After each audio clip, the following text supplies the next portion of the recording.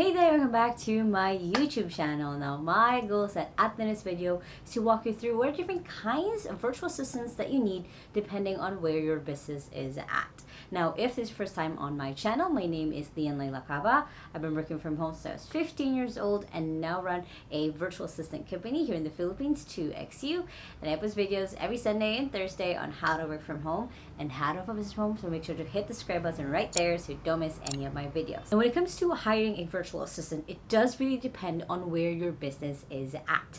And in 2XU, when I do a lot of the calls with potential clients, I try to gauge, okay, where is your business at and what kind of assistant do you need? So I'm going to break it down in this video step by step, depending on where you're at, that range in your business of what assistant you need to hire for yourself. Now, the main thing to keep in mind as I go through these different levels is it doesn't have to mean that you change virtual assistants based on where you're at in your business. It could be that the assistant you have now, you can grow into that level of where your business is at. What does that look like? And again, it doesn't have to be you're changing assistants. It can just be that you're also upgrading your assistant as you upgrade yourself and your business. Now, the first type of assistant to hire is just a what I call startup virtual assistant. Now, these are usually the virtual assistants that a lot of people default to hiring a little bit, is someone to do the admin work, the social media work, just someone to get things off of your to-do list, to clear things off of your desk. And again, no shame in starting here. I even started on this when I was hiring my own assistant. This is start with a startup virtual assistant. This is usually where your business has had some recurring revenue already. You have a way to make money, you have repetitive tasks in your business, but you're mostly focusing on the functional tasks, so the repetitive, the things that need to get done in your business versus the vital tasks, with actually the things that actually grow your business. So hiring a startup virtual assistant is essentially someone, again, who does some of the admin tasks. So these are things like email management, calendar management. These could also be things like managing your social media or managing data entry. So these are mostly virtual assistants who are focused on the entry level kind of work that needs to get done in your business as you start focusing and letting go of them and moving up and up in your business. Other examples of tasks that a startup virtual assistant can do could be following up on emails. It could be managing your LinkedIn account to set up leads. It could also be managing the different tools that you're currently using in your business. Again, these are things that you really just want to get off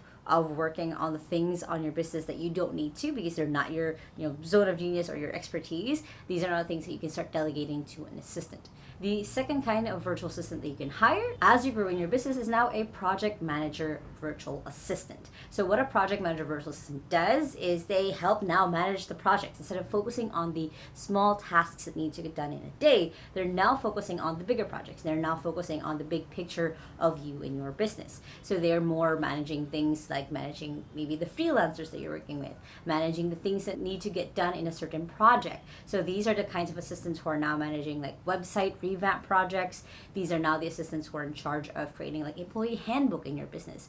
They're now in charge of managing different sides of how things are done in your business, creating standard operating procedures, creating reports or updates for you to go over in the day. You've kind of moved over from, again, having just that admin assistant who just focused on tasks to having someone who has that better overview, even better overview than you sometimes in your business, to actually get things done in that manner. They can also now start being in charge of just creating strategy for your business as well, like creating proposals of like, hey, I think this is how we should do our marketing. I think this is how we should do our operations. So they now have basically just more of their fingers in the different parts of your business. Now, the next type of assistant that you need is now an executive assistant. Now, I've done a video here on my channel on the difference between a virtual assistant and an executive assistant, but it's basically when you get to the point where your business is now running to a point where you can actually walk away, where you can take trips, where you can take holidays, you need an executive assistant who now manages you. That's why it's called an executive assistant, is as the chief executive officer or chief operations officer of your own business,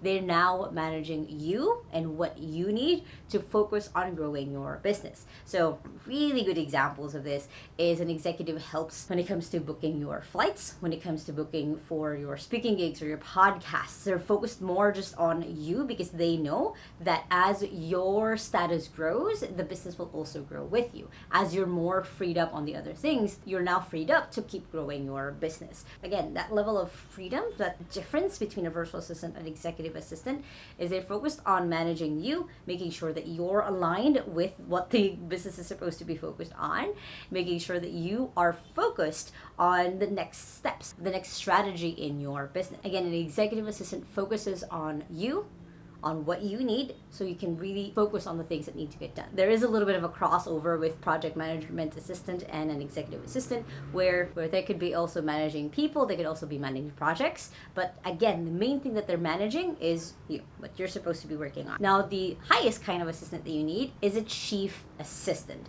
Now, when it comes to being a chief assistant or a personal COO or chief of operations, they're now managing your businesses. So it's not just managing your business, it's not just managing you, it's managing your businesses. So they're not just going to be working mostly probably closely with you, they're working with the different people who are in charge of your businesses. So I'm emphasizing the is in here because you're probably getting to the point where you have multiple things that you're running at once, and this assistant basically makes sure that not just you're on track, but they're also on track. So again, that's why I'm calling them kind of your personal COO or chief of operations, because they are helping you run the multiple businesses that you have.